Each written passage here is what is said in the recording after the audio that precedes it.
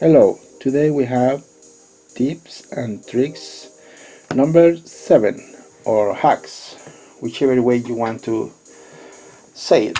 Okay, Boko is just for the background. Okay, so you might find in the last couple of days or months that you cannot find a wire for your model train to repair, so you can get this old Cat5 internet cable and get some wires from this.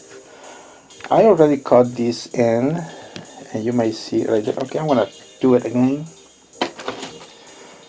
So you can get your cord right from here, your cables. I'm gonna cut that little piece to demonstrate and show you where you can get your wires.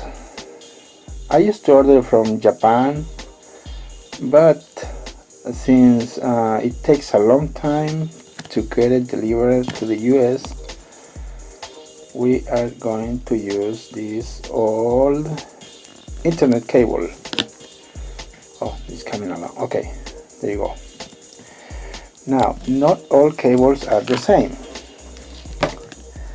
What I'm trying to say is some of these have only one wire inside, and others have several threads. Let me show you. I'm gonna use my knife, my trusty knife, just to give you an idea. We roll it against the blade.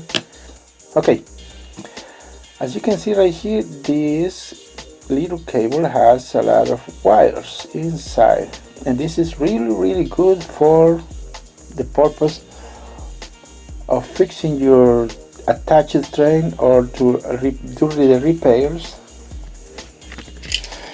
for your old Tommy or Trackmaster, Gordon,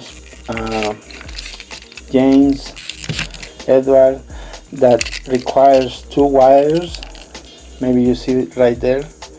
You can use 2 of these tiny skinny wires, cables.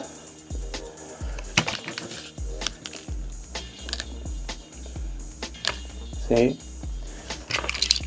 it's almost the same size as the one in Gordon's. So it doesn't need to